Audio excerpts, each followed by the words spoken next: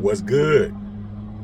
Y'all know who it is. Y'all know what it is. It's your boy Matthew Shaq, live here in Los Angeles. And welcome to Matthew Shaq Unfiltered. I just watched Shaquille O'Neal,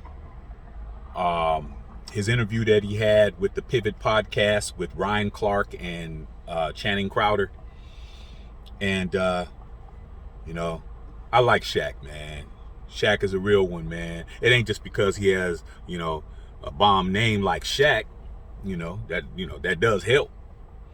But the way that he is now that he's just turned 50, he's a grown ass man. And what I mean by that is not in height and stature, doesn't mean pockets. It means mentality, man. When you get to a certain age, you're supposed to be able to look back on your life and be able to understand your mistakes. Real easy to understand your successes, but you need to understand what you did wrong. And he talked about, he had, out of his entire life, we all know, first ballot Hall of Fame, probably the most dominant force in the history of basketball when he was in his prime. Net worth of over 400 million. Successful commentator, successful pitchman. He on the NBA tonight with Charles and Kenny and Ernie. Won Emmys for that. It seems like everything he did. Former platinum rapper. Was in the Fushnikins. He had platinum plaques. Reebok. It can go on and on and on with Shaq. But he said he had 3 major regrets in his life.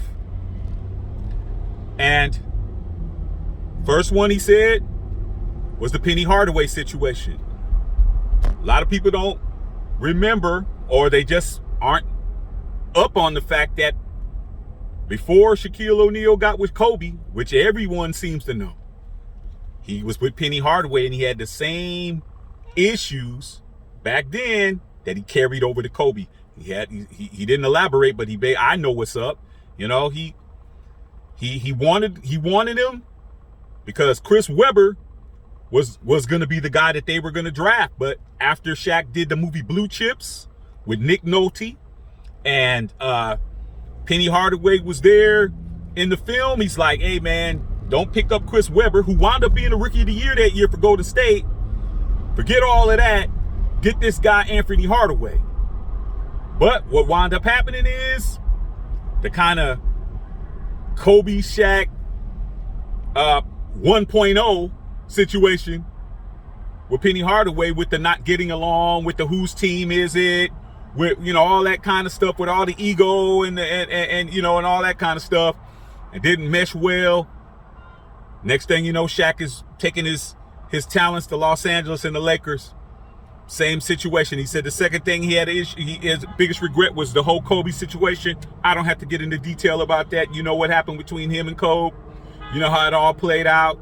Got ugly in the media. A lot of different situations. Went on for years. I'm just happy that before Kobe passed away, Shaq and Kobe had opportunity to sit down on TV and work it out, man. That was great. But they could have won 8 championships easily. You know what I'm saying? The Lakers could have won championships after championships, but once again, Shaq said that was one of his biggest regrets. And the last regret he had was his marriage to Shaquille O'Neal, man. How he said that she was wonderful, and he wasn't. He wasn't a good guy. He said, I don't want to elaborate what I got into or what I was doing, but she did everything right. All on me. I wasn't handling my business as a man. A real man does better than that. Those are regrets. Him and Anthony Hardaway, I think they met up and talked as well. I think I remember seeing that.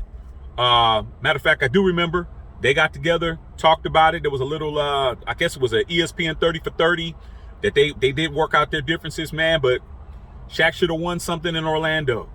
Okay. You should have won something there with that lineup with him, Nick Anderson, you know what I'm saying? 3D, Dennis Scott, all those guys. That year when they they went to the finals and lost to Hakeem Olajuwon.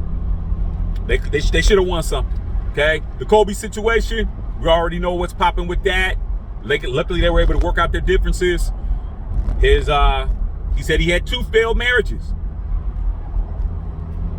That's what it is, man. As a man, you should not be acting the same way in your teens that you act in your 20s.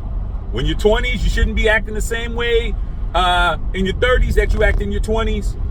Your 40s, the same way you act in your 30s. And your 50s acting the same way you act in your 40s, man. Or even worse. I know cats older than Methuselah. Over a half century old. These cats are still walking around like they're in high school. Still acting the same way. Not progressing.